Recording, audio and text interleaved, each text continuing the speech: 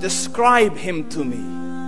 And Muslims, look at the description of your Rasul. And for some, this would be the first time you hear what your Prophet looked like. I saw a man of striking appearance.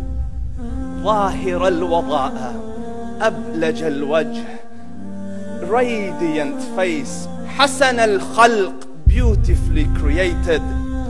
لم تعبه الثجلة, his belly wasn't protruding. ولم تزر به السعلة, nor was his head disproportionate and small. وسيم قسيم, proportionate and delicate, finely made, a specimen of a creation. في عينيه دعج, in his eyes there was a contrast. The dark was immensely dark, the white was excessively white. وفي أشفاره وطف, and his eyelashes were long. وفي صوته صهل, and in his voice was a natural echo. وفي عنقه سطع, and his neck was elegantly long. وفي لحيته كثاثة, his beard was full and thick. أزج أقرن, his eyebrows were arched, but they were not joined. It was separated. In summit فعليه الوقار, when he was silent, dignity covered him. وإن تكلم سماه وعلاه البهاء, and when he spoke, it was audible and clear, almost commanding and overtaking. أجمل الناس وأبهاهم من بعيد, from afar the most striking and outstanding in appearance. وأحسنهم وأجملهم من قريب, and when he came near, the best of them and the most handsome of them in closeness.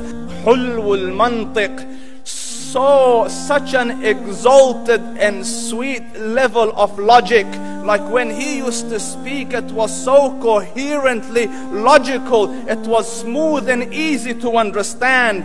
فصل لا نزر ولا هذر, he was to the point, not excessive nor too short. كأن منطقه خرزات نظم يتحدرن, his logic, his utterances, his words were like jewels coming out of a necklace, calculated, polished, one after the other, it would flow magically. ربعة, he was medium in height.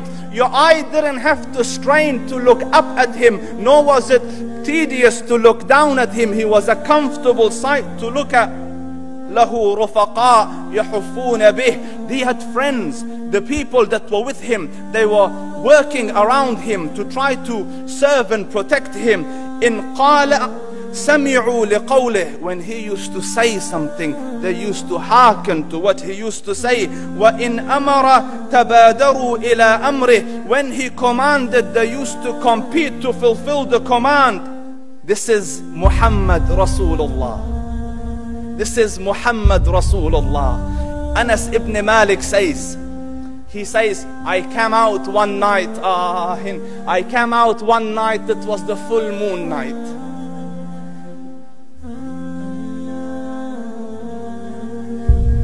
And I looked at the moon, and in the desert, understand, the moon is an awesome sight. It is smooth, it is radiant, it is clear, it is gentle compared to the scorching sun at which they are used to. So the moon was the epitome of beauty. So he says, I came out at a full moon night and I looked at the moon and I saw it, beautiful, handsome. So I said, let me go see if the moon is more handsome or my Prophet is more handsome. Let me see if that is more beautiful or the Prophet is more beautiful. So I went and I saw him standing afar. So I looked at his face and I looked at the moon and I looked at his face and I looked at the moon and I looked at his face and I looked at the moon, and he said, Wallahi, he was more handsome than the moon in its entirety. That is just the look of your Rasul. Aisha radiyallahu anha says, I was sewing with the needle. My needle dropped in the dark. I couldn't find it. I said, Ya Rasul, I can't find it. He moved his face close, and I swear, out of the radiance of his face, I found my needle. And the Prophet sallallahu alaihi wasallam was mind-bogglingly handsome, but his handsomeness was covered with waqar and jalal and hayba. The Sahaba say, when we used to sit at his feet, two feelings conflicting would come on the heart. The first one, you wanted to look at him. You wanted to behold the majesty of his face.